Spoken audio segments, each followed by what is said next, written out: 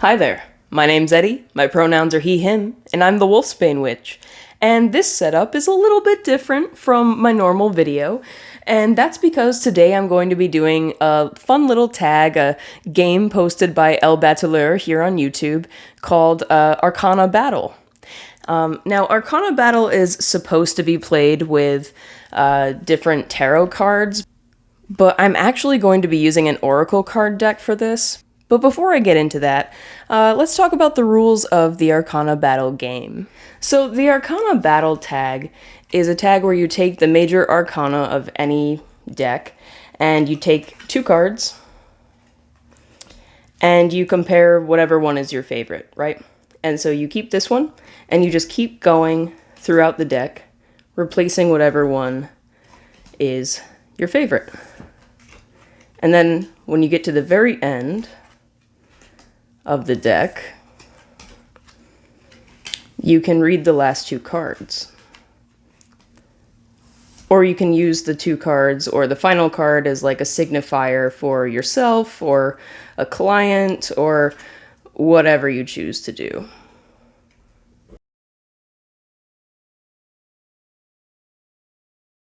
So today I'm going to be doing this not with a tarot deck, but with my Druid Animal Oracle deck.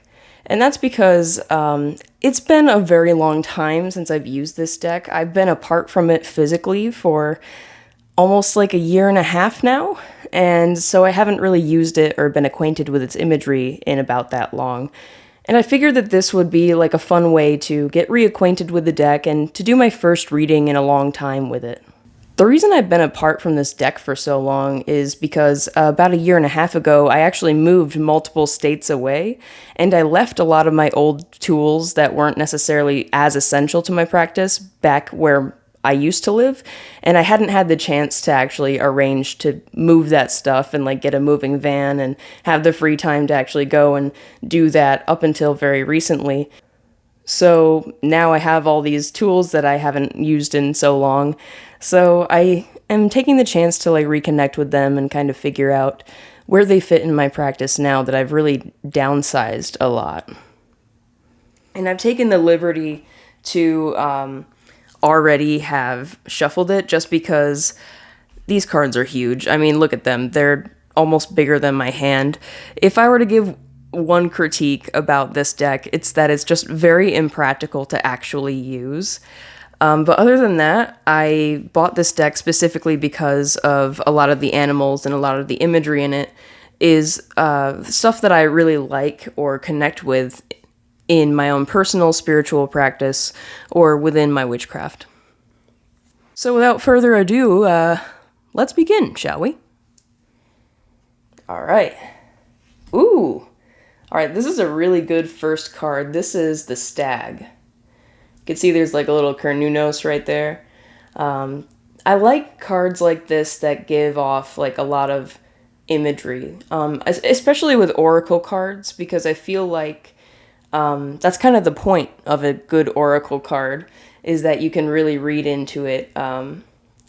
Because oracle cards, unlike tarot cards, they don't have a sort of classical meaning. They're more specific to a theme or an idea, or in this case, like an animal.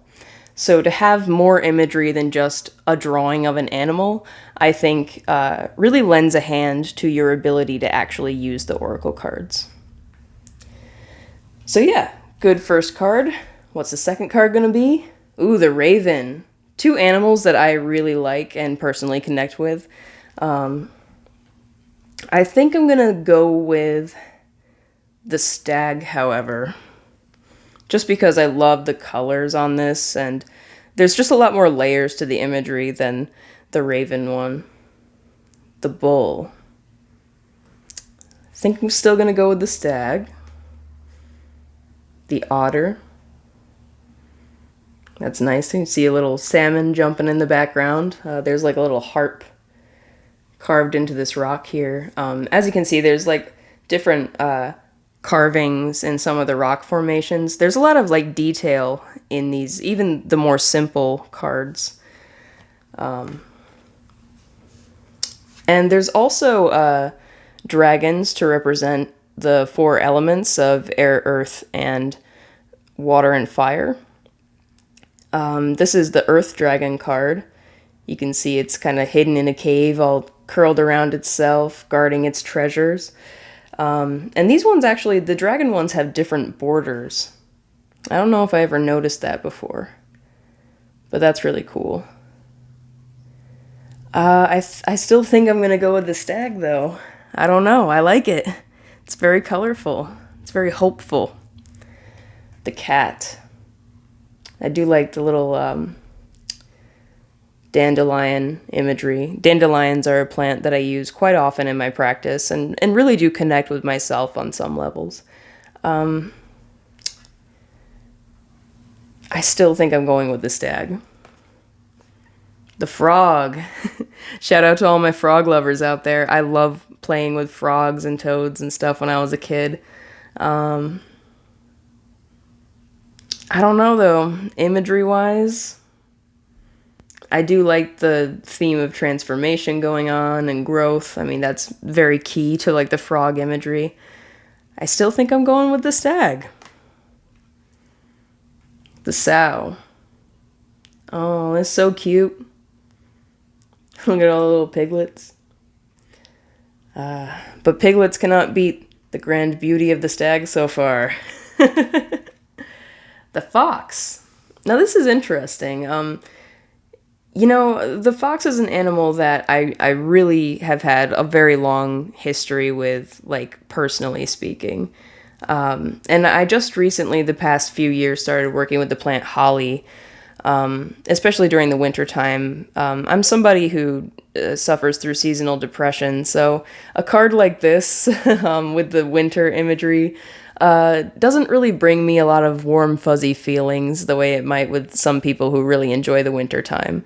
For me, the winter time has always been associated with, like, family struggle and, you know, people in my family, a lot of them who have passed away tended to pass away in the winter or in the late winter time when there was still snow. So there's just a lot of, like, death and sadness and conflict that happens around those times. And I've just started to kind of come out of that, especially with my practice working with holly. So you know what? For that reason, we're gonna replace the stag with it. And you know, I do like that the sun is shining and it does have like this very hopeful new beginnings attitude to it. And I like that. I like that. I like how stark the imagery of this card is. Like I was saying earlier, sometimes with these cards, there's lots of layers going on. And then sometimes they're very stark. But they're stark for a reason, typically. Like this one, it really just wants you to pay attention to the beautiful white deer, you know what I mean? And there's so much imagery that you can take out of a pure white deer. However, I'm going with the fox still. All right, the water dragon. Yeah, we'll do it. Go with the water dragon. I've always been really fascinated by nautical mythology, anything from like sirens to mermaids to the Kraken to, you know, Nessie, anything like that. It was just really fascinating to me. And I really like the design of this water dragon. It kind of reminds me of those like old sea serpents. Really cool. The dog, this dog gives me very liminal vibes. Like, I feel like this is the dog that would like come and kind of guide you to your place in the afterlife. I don't know why I get that feeling from this image, but I just do. Maybe it's like the water and the dark cave behind it or something. Or maybe like the kind of sad little look in his eye. He's cute. Not as cool as a frickin' sea serpent, though. I know. This is the commentary that you come to this channel for, I swear. The hawk. I do like the imagery here. I like how you can read into different parts of it. However, I don't know. I don't think it can beat the sea serpent. The fire dragon. Ooh, fire versus water. Going with the water. Listen. I'm a Cancer sun. Okay, I'm a little bit biased when it comes to water, I guess. The hare.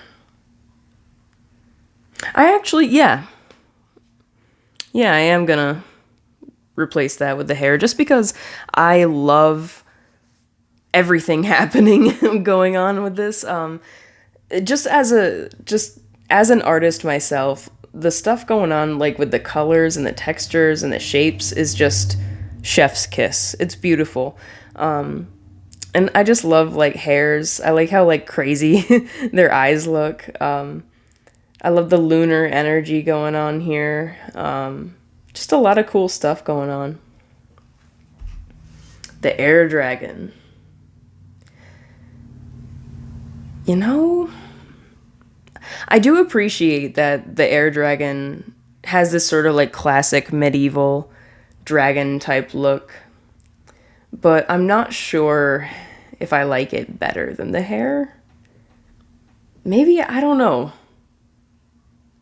I like a lot of the imagery in both of these. I think I'm still gonna go with the hare. All right, the horse. Shout out to all my horse people out there. Oh, there's a little key here. Kind of reminds me of the goddess Hecate. If any of you work with Hecate or Hecate, however you pronounce her name, she is a goddess of multiple faces and multiple names. But if you ever worked with her, if you do some research, you'll find that there is quite a bit of horse imagery attached to that. I'm not necessarily a horse type of guy, but I do have some horse imagery that I might use on occasion in regards to Hecate, just because she has presented that to me a couple times in meditations. But yeah, I don't know. I'm still not a big fan of the horse imagery. I don't know. I was never a horse girl. What can I say? The eagle. Now, this is an animal that tends to show up for my mom a lot. My mom has just kind of recently started getting into witchy, I wouldn't say witchy, more spiritual stuff. And since she started doing that, hawks and eagles show up all the time for her. So this is a card that I usually use to represent my mom.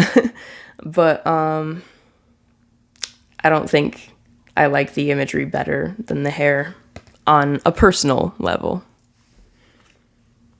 The crane. I always love like those old paintings of cranes. Just something about like the colors and the foliage alongside them, and like they're always drawn by water. And like I say, I'm a sucker for water imagery. Okay.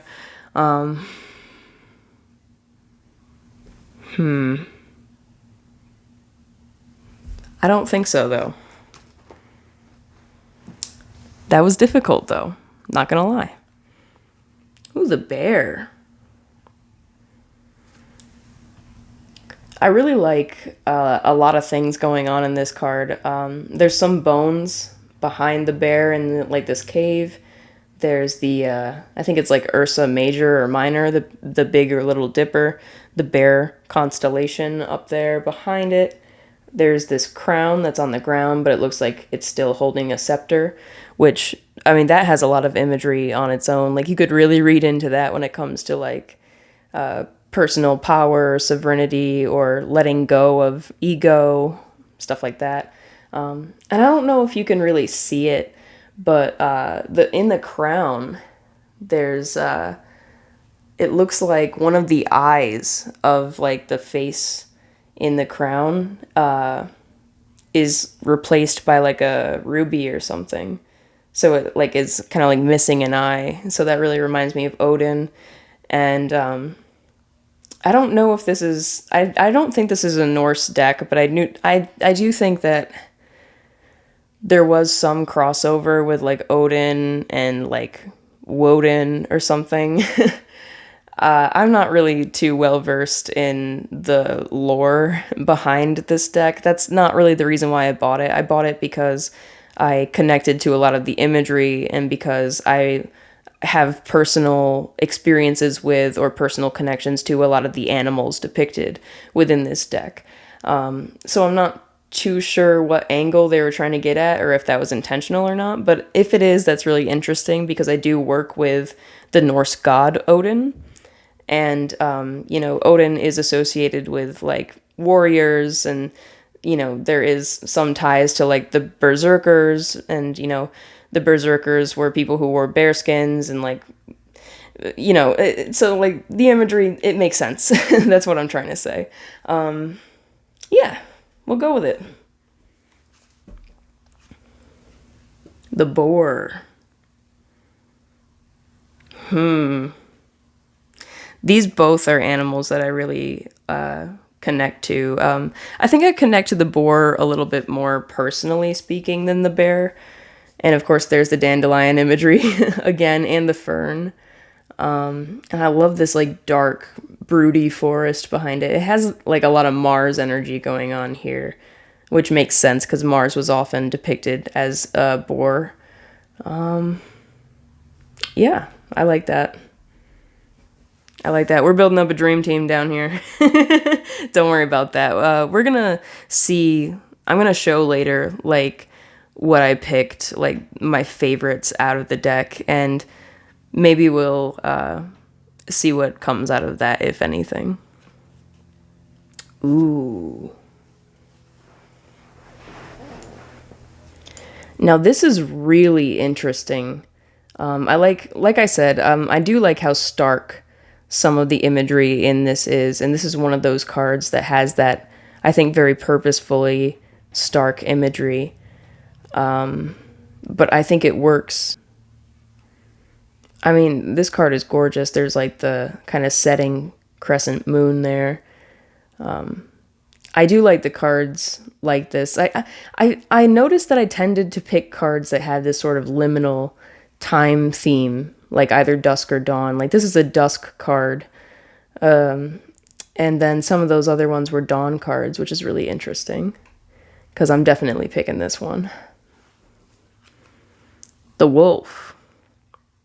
Now, as much as I love wolves and wolf imagery, if you couldn't tell by this channel, I'm pretty unimpressed by this wolf card. And it's not because I love the anatomy. I love how it's actually drawn. Like, it reminds me a lot of the late medieval, early Renaissance anatomy on how they used to draw animals, which is kind of a soft spot artistically for me. But I feel like there's just not a lot going on imagery-wise. Like, there's so much you could read into with this.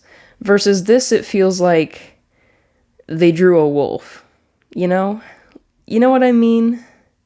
I don't know if I'm making sense. But yeah, I definitely am a little let down from the wolf card, not gonna lie. The adder. Now this is great. This has that whole fertility imagery going on. Not usually my thing, though. I don't know. I do like all the textures going on down here, though, with the rocks. That's just artistically speaking, it's a beautiful card. Not something that's really up my alley, though. The goose. Oh, look at how cute. This brings me a lot of nostalgia, this card, because there was a river running past my house when I was a child, and so there was a lot of ducks and geese that were constantly coming to and from as they migrated and just chilling, living their lives in the river, being ducks and geese. And so, I have a little soft spot for ducks and geese, but aesthetically speaking and speaking from an oracle perspective, this just does not hold a candle to how epic this card is. The owl. See, this is getting there. I think this has better composition. Now I'm just going like art critic mode. I do like this card though. I'm not as connected to owls, but I do like the sort of, there's like some oak imagery, some ivy imagery, which are two plants that I really enjoy working with. And then of course the moon. I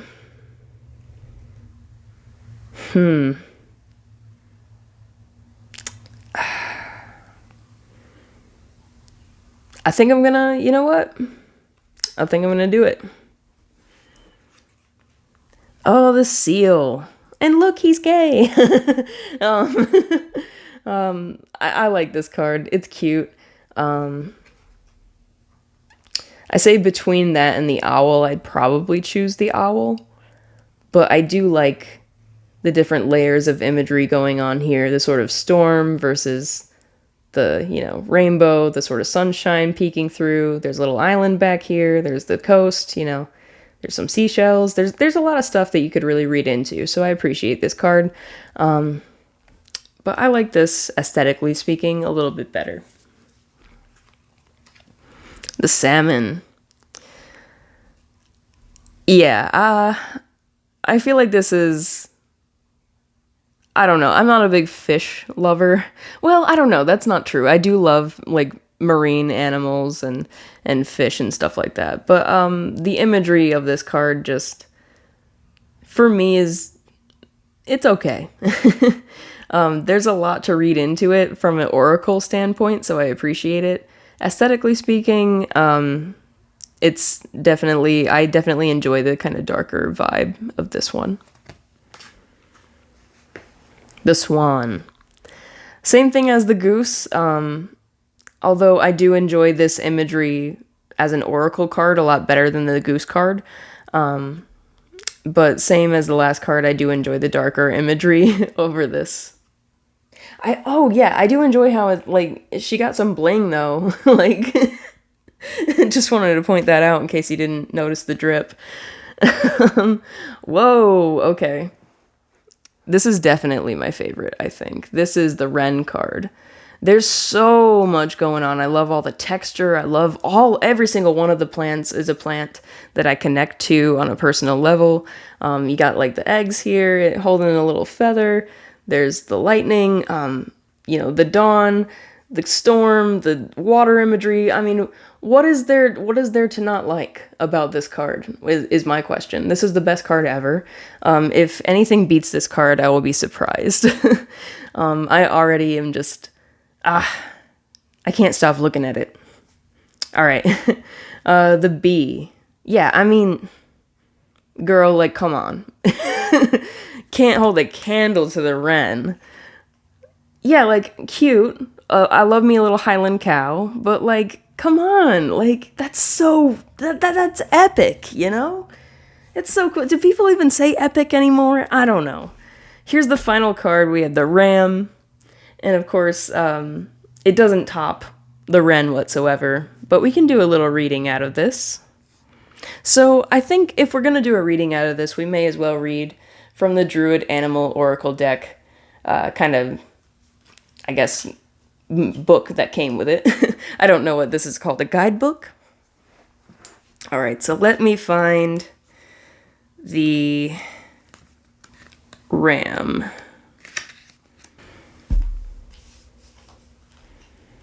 Okay, so here's the ram. It says the keywords are sacrifice, breakthrough, and achievement. It says the ram brings the ability to achieve a breakthrough. Attached to its place of birth, the ram represents connection, rootedness, stability, and yet also the power to penetrate, overcome, and achieve. Working with the ram as your ally will help you find the inner strength you need to succeed. At the same time, you need not fear losing your head on the dizzy height of success, because the ram will help to keep you grounded and will remind you of the practical necessities of life. By persevering, being patient, and attending to your daily life as well as your future goals, you will find the day comes when you achieve a breakthrough, reaching your goals and discovering that you have come home. Interesting. Now let's see what the wren is. Okay, the wren. Keywords are humility, cunning, and God. That's interesting.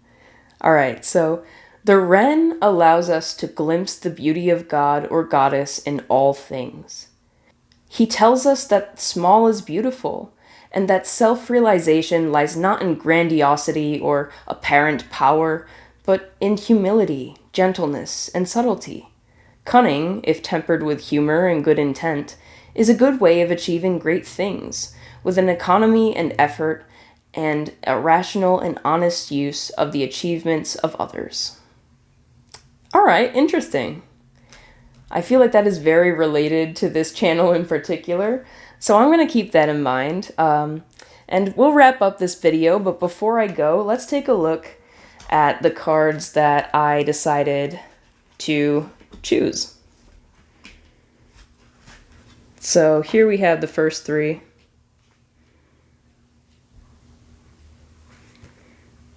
The stag, the fox, and the water dragon. Then we have the next, the hare, the bear, and the boar. And what's interesting is that I picked exactly enough to do a 9-card spread. And what's interesting is that the very last ones, all of them are birds. So yeah, what do you think of these final 9 cards that are my quote-unquote dream team? What's going on here? How would you read these final cards? I'm definitely going to take some time to reflect on what they might mean to me. But in the meantime, I hope you enjoyed this video. I hope you definitely check out El Batelleur's original tag video and do this tag if you find it to be fun or interesting. I'm also going to be linking in the description the original video where I found this tag, which is actually through Imogen over at Sapling Tarot. So go ahead and check out both of those creators, do this tag if it is interesting to you, and I will see you in the next video of whatever I make. Take care and blessed be.